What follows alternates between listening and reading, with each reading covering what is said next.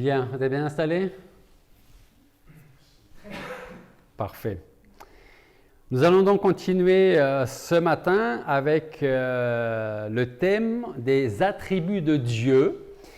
La semaine dernière, nous avons parlé de quel attribut en particulier? Est-ce que vous vous en souvenez? L'omnipotence de Dieu. OK? Alors, petit rappel de ce que nous avons déjà étudié concernant Dieu, notre connaissance de lui, sa souveraineté et son omnipotence. C'est le verset un petit peu clé que j'aime reprendre, c'est la partie de Daniel chapitre 11, verset 32. Daniel chapitre 11, verset 32, dans lequel nous lisons à la fin de ce verset « Mais le peuple de ceux qui connaissent leur Dieu prendra courage et agira. » Nous allons prier avant de poursuivre notre prédication. Père Céleste, nous voulons te remercier parce que tu nous fais la grâce d'être dans ta maison ce matin encore. Merci pour ces chants que nous avons pu te chanter, pour ton nom, pour ta gloire et pour nous souvenir de tous tes bienfaits, de qui tu es. Merci de diriger nos cœurs maintenant à travers ta parole, à travers ta volonté, que ton Esprit Saint nous parle, nous instruise, nous reprenne ce matin, Seigneur, pour nous apprendre encore plus de toi, de ta parole et à ressembler chaque jour un peu plus à notre Seigneur Jésus-Christ. Merci de bénir chaque personne ici présente, celles qui ne peuvent pas être là ce matin, celles qui sont malades, et je te demande de veiller encore sur chacune de ces personnes. Merci donc de nous enseigner ce matin, dispose de nous favorablement, et c'est en ton nom que nous te prions. Amen. Alors donc, nous avons commencé il y a quelques semaines à parler de la notion de souveraineté de Dieu. Et nous avons vu ensemble que cette souveraineté de Dieu peut devenir pour nous une véritable source de grande bénédiction. Et jusqu'à la semaine dernière, nous avons vu les 4 grandes bénédictions qui découlent de la souveraineté de Dieu. Alors pour rappel, je vais vous les donner. Nous avions dit que le Dieu de la Bible est fort.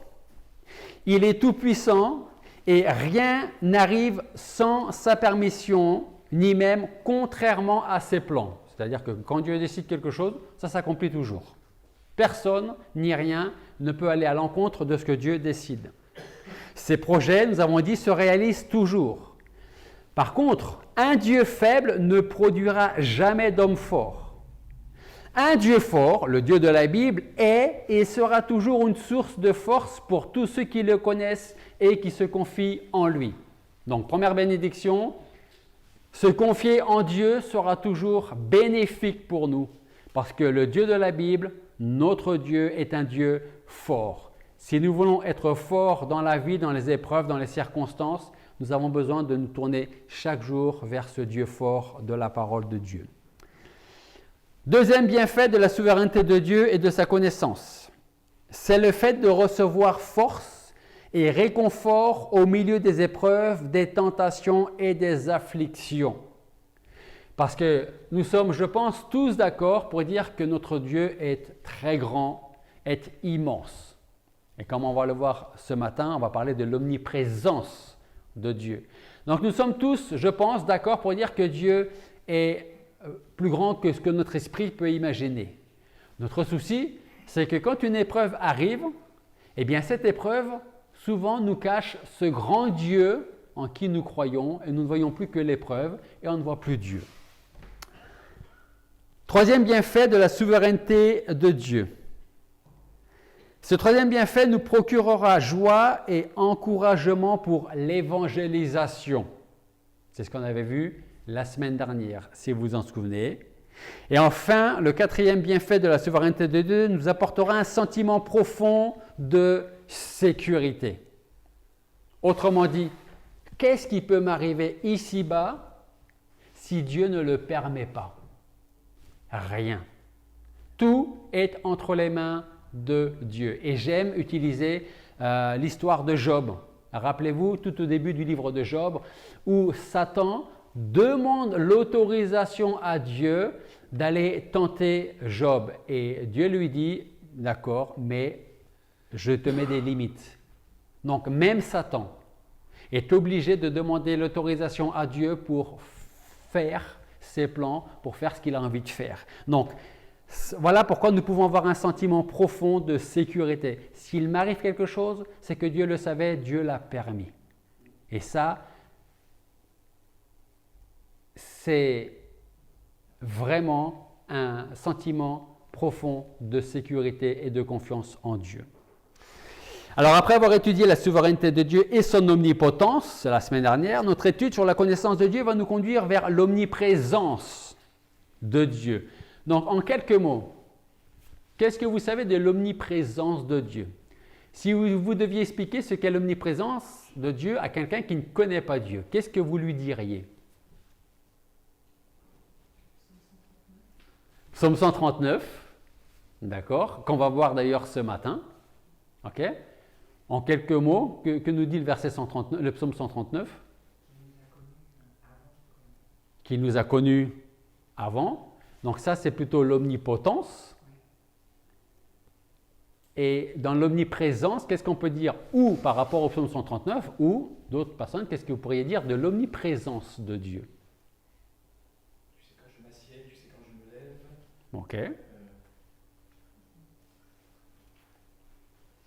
Ça, c'est l'omnipotence, toujours. C'est intéressant dans ce psaume 139, c'est qu'on trouve l'omnipotence, l'omniprésence et l'omniscience de Dieu. Ça, c'est très intéressant dans ce psaume-là, dans ce psaume 139. En tout cas, l'omniprésence, c'est le fait que Dieu soit présent partout. Ok? Donc, on va voir que ça peut être difficilement compréhensible. Vous allez voir pourquoi. En tout cas, nous pouvons trouver plusieurs passages dans la parole de Dieu qui nous parlent de son omniprésence à Dieu. Et il y a deux passages que je voudrais retenir pour ce matin, qui est effectivement le psaume 139, versets 1 à 10. Mais avant ça, nous allons lire le passage en Jérémie, chapitre 23, versets 23 et 24. Jérémie, chapitre 23, versets 23 et 24.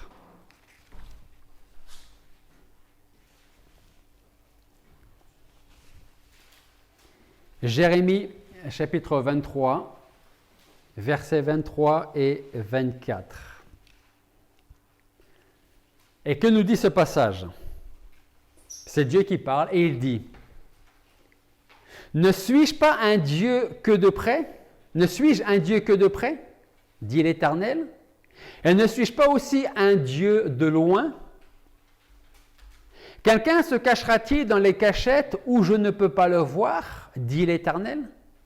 Ne remplis-je pas, moi, les cieux et la terre? Dit l'Éternel. Ce passage de Jérémie nous dit beaucoup sur l'omniprésence de Dieu et nous devrions le prendre en compte car ils ne sont pas rares ceux qui pensent pouvoir se cacher pour accomplir des choses plus ou moins honnêtes. Et je parle pour les chrétiens comme pour les non-chrétiens, et surtout pour les non-chrétiens. Les non-chrétiens qui ne croient pas en Dieu diront: je ne me soucie pas d'un Dieu en qui je ne crois pas, et je suis capable de cacher des choses à certaines personnes, ce qui est vrai, hein, qu'on soit chrétien ou pas d'ailleurs. Ce qui n'est pas le cas de Dieu. En tout cas, ce que je veux dire par là, c'est vrai qu'on peut cacher certaines actions, certaines paroles et certaines pensées aux hommes. Mais ce n'est pas la même chose en ce qui concerne le Dieu omniprésent et omniscient, qui est présent partout et qui sait toutes choses. C'est Dieu lui-même qui, à travers Jérémie, nous dit: quelqu'un peut-il se cacher dans des cachettes où moi je ne vais pas le voir? Est-ce que moi je ne remplis pas les cieux et la terre? Autrement dit, où voulez-vous vous cacher pour que vous ne soyez invisible à mes yeux? À ceci, David répondra dans le psaume 139, versets 1 à 10. Psaume 139, versets 1 à 10. David nous dit: Éternel, tu m'as sondé et tu m'as connu. Tu sais quand je m'assieds et quand je me lève. Tu découvres de loin ma pensée, tu vois quand je marche et quand je me couche, tu connais parfaitement toutes mes voies. Même avant que la parole soit sur ma langue, voici, ô Éternel, tu la connais tout entière. L'omniscience de Dieu. Verset 5. Tu me tiens serré par derrière et par devant. Tu as mis ta main sur moi. Science trop merveilleuse pour moi, si élevée que je n'y puis atteindre. Où irais-je loin de ton esprit et où fuirais-je loin de ta face? Si je monte aux cieux, tu y es. Si je me couche au sépulcre, t'y voilà. Si je prends les ailes de l'aube du jour et que j'aille habiter au bout de la mer, là même ta main me conduira et ta droite me saisira. L'omniprésence de Dieu. Autrement dit, il n'existe aucun endroit, aucun lieu secret ici-bas ou n'importe où dans l'univers, dans lequel nous puissions nous tenir éloignés de Dieu et de son regard. Et ça, c'est non seulement un avertissement si nous cherchons à nous cacher de Dieu, mais en même temps, c'est aussi un réconfort et une ferme assurance que Dieu veille toujours sur nous, où que nous soyons. Et c'est tellement rassurant de savoir que nous soyons ici, ou les stewards en Écosse, ou si vous êtes malade à la maison, peu importe, Dieu est là avec chacun de ses enfants. Alors cette doctrine de l'omniprésence peut être difficile à comprendre. Pourquoi? Peut-être parce que d'un côté, Dieu est présent partout. Ça, c'est l'omniprésence. Vous êtes d'accord? Ok. Donc, d'un côté, il est présent partout. Et d'un autre côté, il est assis sur son trône. D'un côté, il est présent partout. D'un autre, il s'incarne en Jésus-Christ. D'un côté, il ne peut tolérer le mal et pourtant, il côtoie le diable. Prenez l'exemple de Job. Alors, comment définir l'omniprésence de Dieu? Comment peut-il être assis sur son trône et être là avec nous ce matin? On va essayer de l'expliquer le plus simplement possible parce que Dieu est Dieu et si on pouvait toujours tout expliquer de Dieu, je crois que je me chercherais un autre Dieu. Hein? En tout cas, Dieu est pleinement présent en tout point dans cet univers qu'il a créé, sans toutefois agir de la même manière en chacun de ces points. Autrement dit, ça veut dire quoi? Il n'y a pas une partie de Dieu assis au ciel sur son trône et une autre partie quelque part sur terre. Dieu est pleinement présent partout. Et Salomon l'exprime très bien en 1 Roi chapitre 8 verset 27. Regardez ce passage avec moi. Salomon, là, s'exprime, il l'exprime très bien, le fait que Dieu est présent partout. 1 Roi, chapitre 8, verset 27. Qu'est-ce que nous lisons dans ce passage? 1 Roi 8, 27. Mais serait-il vrai que Dieu habitait sur la terre? Voici les cieux, même les cieux des cieux, ne peuvent te contenir. Combien moins cette maison que j'ai bâtie. Salomon est tout simplement en train de dire, je peux faire le plus beau temple, humainement parlant, je peux faire le plus grand temple, mais ce ne sera toujours pas assez grand pour te contenir. Il n'y a même pas assez de place dans les cieux ou les cieux des cieux. Quand la Bible nous parle des cieux, il parle de l'univers. Même dans l'univers, il n'y a pas assez de place pour contenir la puissance, la personne, la grandeur de Dieu. Et c'est là que nous revenons, on va faire un petit peu de ping-pong, c'est là que nous revenons dans le psaume 139, dans les versets 7 à 12, où on parle de l'omniprésence de Dieu. Psaume 139, versets 7 à 12. Nous lisons là encore, « Où fuirais-je loin de ton esprit? Où fuirais-je loin de ta face? Si je monte aux cieux, tu y es. Si je me couche au sépulcre, t'y voilà. Si je prends les ailes de l'aube du jour et que j'aille habiter au bout de la mer, là même ta main me conduira et ta droite me saisira. » Verset 11. « Si je dis au moins les ténèbres me couvriront, la nuit devient lumière autour de moi. Les ténèbres même ne sont pas obscures pour toi et la nuit resplendit comme le jour. Les ténèbres sont comme la lumière. Alors non seulement il n'y a aucun lieu ici-bas dans l'univers où on peut se cacher de Dieu, mais même si on trouve la grotte la plus profonde dans un noir le plus total, là Dieu nous voit encore. Parce qu'il est présent avec nous. David nous explique à travers ces versets qu'on ne peut pas fuir Dieu. Si vous montez vers les cieux, il est là. Si vous tentez de fuir par la mort, il sera là encore présent. Si nous tentons de nous cacher la nuit, alors la nuit devient comme le jour à ses yeux. Autrement dit, Dieu est partout, Dieu voit toutes choses, même là où vous ne pensez pas le trouver. Vous savez, on était en train de parler de ce qu'on veut mettre en place pour la kermesse de Noël.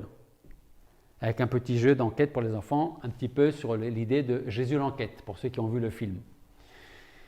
Et ça me fait penser à ce journaliste, Lee quelque chose, je ne sais plus, mais ce n'est pas le plus important son nom, qui quelque part, j'ai envie de dire, a trouvé Dieu là où il ne pensait pas le trouver. C'est-à-dire qu'il a tout fait pour démontrer, non pas que Jésus n'a pas existé, mais que Jésus n'est pas ressuscité. Il est parti faire quelque chose à l'opposé de ce qu'on ferait plutôt que de venir au Seigneur pour être sauvé en fait. Il lui a dit, Jésus a existé, effectivement, mais il est mort et enterré. On ne sait pas où parce que quelqu'un a dû voler son corps. Il a cherché à démontrer que la résurrection n'a pas eu lieu. Et à la fin, qu'est-ce qui se passe? Eh bien, il découvre Dieu là où il ne pensait pas le découvrir. Parce que Dieu sait toutes choses. Parce que Dieu est présent partout. Et quand il décide de se révéler à quelqu'un, vous pouvez fuir loin, très loin, mais vous n'aurez pas le temps d'arriver que lui sera arrivé avant vous. Là où vous voulez aller. C'est l'omniprésence de Dieu. C'est un avertissement si nous cherchons à nous cacher de Dieu, mais c'est en même temps un encouragement de savoir que là où nous allons être, Dieu y est déjà.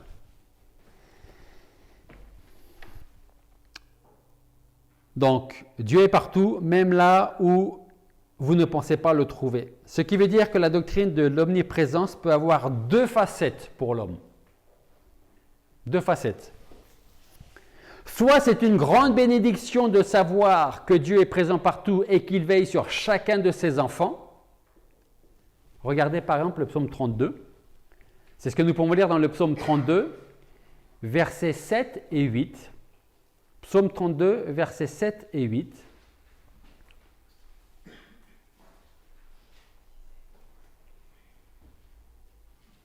Donc, soit c'est une grande bénédiction de savoir que Dieu est présent partout et qu'il veille sur chacun de ses enfants. David nous dit, tu es, dans le psaume 32, tu es ma retraite. Tu me garantis de la détresse, tu m'environnes de chants de délivrance. Je te rendrai intelligent, m'a dit l'Éternel, je t'enseignerai le chemin où tu dois marcher, je te conduirai, mon œil sera sur toi. Où que tu ailles, je serai là.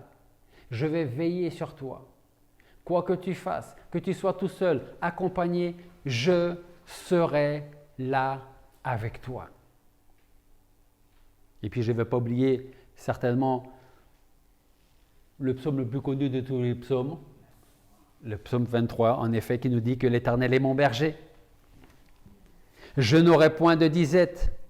Il me fait reposer dans des pâturages herbeux. Il me mène le long des eaux tranquilles. Il restaure mon âme. Il me conduit dans les sentiers de la justice à cause de son nom. Même quand je marcherai dans la vallée de l'ombre de la mort, je ne craindrai aucun mal, car tu es avec moi. C'est ton bâton et ta houlette qui me consolent. Tu dresses la table devant moi à la vue de ceux qui me persécutent. Tu oins ma tête d'huile, ma coupe déborde. Oui, les biens et la miséricorde m'accompagneront tous les jours de ma vie et j'habiterai dans la maison de l'Éternel pour l'éternité. Il y a quelque chose qui est très intéressant dans ce psaume 23. Tout d'abord, nous voyons que l'Éternel est notre berger. qu'on ne va manquer de rien. Il nous fait reposer. Il nous mène. Il nous restaure. Il restaure notre âme. Il nous conduit. Il est avec moi, verset 4. Verset 5, il nous dresse une table devant moi, devant nous. C'est lui qui oint notre tête d'huile. Ce qui est intéressant avec ce psaume 23, c'est que on voit surtout que c'est le Seigneur qui fait les choses. C'est lui qui prépare. C'est lui qui nous dit, on va se poser un peu, on va se reposer. Maintenant qu'on est reposé, on continue, on marche, on continue. C'est moi qui te donne la force. Dieu n'est jamais au repos. Il est toujours présent où il faut. Donc je disais que soit c'est une grande bénédiction de savoir que Dieu est présent partout et qu'il veille sur chacun de ses enfants, soit, la deuxième facette, c'est une grande réalité que certains vont chercher à nier parce qu'ils ne veulent rendre de compte à personne et encore moins à un Dieu qu'ils ne voient pas. Et vous savez, ce n'est pas le cas de tous les incroyants. Mais je pense que une partie de ceux qui disent « je ne crois pas en Dieu » ne veulent en fait pas y croire parce que si Dieu existe, comme d'autres le prétendent, ça veut probablement dire que je vais un jour devoir lui rendre des comptes. Et je n'ai pas envie de lui rendre des comptes. Donc je préfère croire, même à tort, que Dieu n'existe pas. Et je fais ce que je veux, quand je veux, où je veux. Sauf que, un jour, on rendra quand même des comptes au Dieu qui est omnipotent, omniprésent et omniscient, qu'on le veuille ou non. Regardez le psaume 14 avec moi. Pour voir cette seconde facette de l'omniprésence, c'est une réalité que certains vont chercher à nier parce qu'ils ne veulent rendre de compte à personne et surtout pas à un Dieu qu'ils ne veulent pas. Comme le dit David dans le psaume 14, les 3 premiers versets. Qu'est-ce que David dit? Il dit « L'insensé ou le fou », selon les versions que vous avez, l'insensé a dit en son cœur « Il n'y a pas de Dieu ». Et puisqu'il n'y a pas de Dieu, selon moi, selon mon cœur, eh bien David dit, ils se sont corrompus, ils ont commis des actions abominables, il n'y a personne qui fasse le bien. L'Éternel abaisse des cieux son regard sur les fils de l'homme pour voir s'il y a quelqu'un qui soit intelligent, qui cherche Dieu. Et qu'est-ce que nous lisons verset 3? Ils se sont tous égarés, ils se sont corrompus tous ensemble, il n'y en a point qui fasse le bien, pas même un seul. Vous savez, la nature humaine n'aime pas forcément qu'on lui dicte ce qu'elle a à faire. Il y a des lois en France, et Dieu merci, il y a des lois, mais il y a des lois qui nous plaisent peut-être un peu moins. Mais imaginez un pays qui n'a aucune loi. À votre avis, il se passerait quoi? La loi de la jungle. Qu'est-ce qui se passerait si on vivait dans un pays sans aucune loi, sans aucune règle? Chacun ferait ce qu'il veut. Je pourrais voler mon prochain, je pourrais tuer, je pourrais mentir, je pourrais tricher. Puisqu'il n'y a pas de loi et pas de condamnation. C'est exactement ce qu'on fait quand on veut croire que Dieu n'existe pas. Alors, je vais essayer de ne pas me faire attraper parce que si je vole, je risque d'être pris par la police et je risque peut-être de faire de la prison selon ce que j'ai volé. Mais ce sera moins grave que de rendre de compte à un Dieu qui n'existe pas. Et je préfère ne pas croire que Dieu existe parce que je ne veux pas rendre de compte. Jésus lui-même nous dit en Matthieu chapitre 24, versets 30 et 31, c'est Jésus qui parle. Et il dit, « Alors le signe du Fils de l'homme paraîtra dans le ciel. Alors aussi toutes les tribus de la terre se lamenteront et se frapperont la poitrine et elles verront le Fils de l'homme venant sur les nuées du ciel avec une grande puissance et une grande gloire. Il enverra ses anges avec un grand éclat de trompette et ils rassembleront ses élus des 4 vents, puis d'un bout des cieux jusqu'à l'autre bout. » Que nous dit le Seigneur là? Alors le signe du Fils de l'homme paraîtra dans les cieux. Alors aussi toutes les tribus de la terre se lamenteront en se frappant la poitrine. Pourquoi? Parce qu'il va revenir. Et ils verront, si on continue le passage, ils verront celui qu'ils ont crucifié. Ils verront celui qu'ils ont rejeté. Ils verront de leurs yeux celui en qui ils n'ont jamais voulu croire. Qui n'a jamais regretté d'avoir fait quelque chose dans sa vie et qui a dit « si j'avais su, j'aurais fait ou j'aurais dit » ou « je n'aurais pas fait ou je n'aurais pas dit ». Qui n'a jamais dit ça? Enfin, qui l'a plutôt dit? Hein? Tout le monde peut dire « si j'avais su, j'aurais fait ou je n'aurais pas fait. J'aurais dit ou je n'aurais pas dit. » Et on peut le regretter plus ou moins longtemps. Mais ce n'est rien en comparaison du jour où le Seigneur va revenir et ceux qui auront dit « Dieu, je n'y crois pas. Jésus, encore moins. » Et puis cette histoire de résurrection, ça c'est pour les faibles d'esprit. Moi, je suis quelqu'un de fort. Je n'ai pas besoin. La religion, c'est une béquille. Dieu est une béquille. La Bible est une béquille. Certes. Vous savez quoi? C'est une béquille qui ne cassera jamais. C'est une béquille qui va m'aider à marcher, qui va m'aider à tenir debout. Et ce n'est pas psychologique. C'est spirituel et c'est divin. Les gens s'appuient sur quoi pour continuer à vivre? Et encore plus aujourd'hui dans notre société qui va pas très bien. Notre société et notre monde en général. Hein? Qu'est-ce qu'ils ont comme espérance pour demain? On ne sait pas, on verra bien. Et là, je crois que les gens pourront dire chaque jour suffit sa peine, même s'ils ne savent pas que c'est un passage qui est biblique. Hein.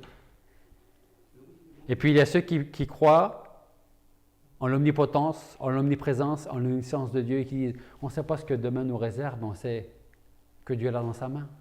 Et ça nous suffit. Dans les deux cas, personne ne peut ou ne pourra nier cette omniprésence de Dieu lorsque tous comparaîtront devant son trône le jour du jugement. Alors posons-nous la question de savoir quelles sont les conséquences pour chacun, que l'on soit croyant ou non. Tout d'abord, le fait que Dieu soit présent partout devrait nous amener à nous émerveiller de la grandeur de notre Dieu. L'omniprésence de Dieu devrait nous faire prendre conscience que celui qui nous a créés et qui nous a sauvés sera le même qui prendra soin de nous jour après jour après jour, jusqu'à ce qu'il décide de revenir nous chercher. Notre Dieu, notre Seigneur, il est présent quand on se lève le matin, il est présent durant la journée, durant la soirée, et il veille encore sur nous lorsque nous nous endormons et une fois que nous sommes endormis. Un peu comme s'il était assis à côté de nous sur le lit et qui dit « Tu peux t'endormir en paix, je suis là. Je te protège. Je suis avec toi. » Qu'est-ce qui peut t'arriver tant que moi je suis là avec toi? Rien sans ma permission. Ensuite, si nous prenons davantage conscience de l'omniprésence de Dieu, nous aurons une plus grande crainte de Dieu et un plus grand désir de nous éloigner du péché. De savoir que Dieu est là à côté de nous. L'omniprésence de Dieu est souvent oubliée par les incrédules. Prenez l'exemple d'Adam. Ça, c'est un des meilleurs exemples dans la Bible. Pourquoi je prends cet exemple d'incrédulité ou du fait qu'apparemment Adam ne connaissait pas aussi bien que ça Dieu? Parce que quand ils ont péché tous les deux, qu'est-ce qu'ils ont tenté de faire après? De se cacher. Alors, Dieu vient dans le jardin et Dieu savait très bien derrière quel arbre ils étaient. Mais quand même, Dieu leur a dit, vous êtes où? Dieu savait où ils étaient. Mais il voulait qu'ils prennent conscience de leur péché et pourquoi est-ce qu'ils étaient cachés.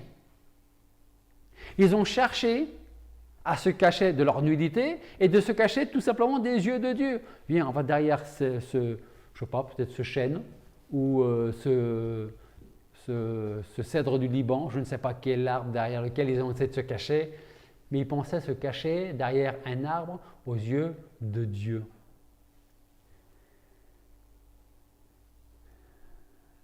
Et je pense qu'il pensait naïvement qu'il pourrait fuir la présence de Dieu. Mais comme le disait David, si je monte, tu es là-haut. Si je descends, tu es là. Où est-ce que j'irai loin de ta face? Où puis-je aller où tu ne me verras pas? Vous savez, aujourd'hui, ça peut être une bonne chose. On met de plus en plus de caméras de surveillance dans nos villes. Certains diront, excusez-moi du terme, on est fliqué. On nous surveille. Mais je pense, après je peux me tromper, mais là où il y a des caméras, il y a un petit peu moins de danger, d'incivilité.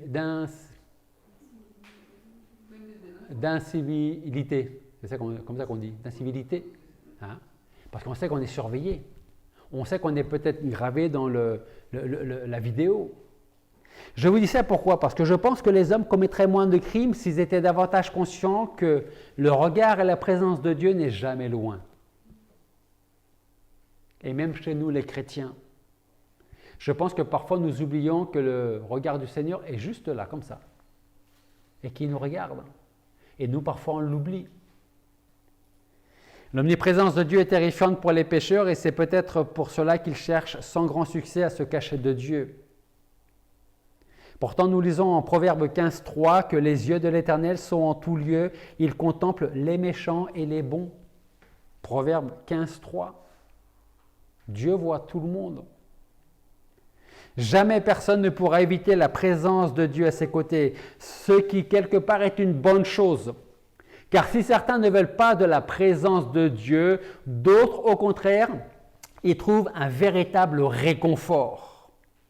En effet, l'omniprésence de Dieu est un puissant réconfort dans l'affliction, dans nos déplacements, quand le monde semble nous abandonner, autrement dit, dans tous les domaines de notre vie. Et si nous étions en URSS ou en Ukraine, peut-être que ce qu'on est en train de dire là prendra encore plus de puissance, de valeur pour nous. Écoutez donc les paroles de Dieu pour conclure lorsqu'il nous dit en Ésaïe 41:10. Ésaïe 41:10, c'est Dieu qui parle et qu'est-ce qu'il dit? Il dit, ne crains pas. Ne crains pas parce que je suis avec toi. Ne sois pas éperdu parce que je suis ton Dieu. Je te fortifie, je t'aide et je te maintiens par la droite de ma justice. Ésaïe 57, verset 15. J'habite dans le lieu haut et saint et avec l'homme abattu et humble d'esprit pour ranimer l'esprit des humbles, pour ranimer le cœur de ceux qui sont abattus. Je vous le disais tout à l'heure, dans l'omniprésence de Dieu, Dieu est assis sur son trône et en même temps là. Et là, on le voit bien dans Ésaïe 57, 15. Qu'est-ce qu'il dit le Seigneur? J'habite dans le lieu haut et saint et en même temps avec l'homme abattu et humble d'esprit. Croyez-moi, Dieu n'est jamais loin de nous. Et si nous avons le sentiment que c'est le cas, alors posons-nous plutôt la question de savoir si ce n'est pas nous qui nous sommes éloignés de Dieu. Parce que Dieu ne s'éloigne jamais de ses enfants, jamais. Ce sont là des promesses magnifiques. Même lorsque nos meilleurs amis sont absents et que nous n'avons personne à nos côtés pour nous encourager, Dieu est présent d'une manière toute particulière. Et il le sera jusqu'à ce qu'il revienne nous chercher personnellement.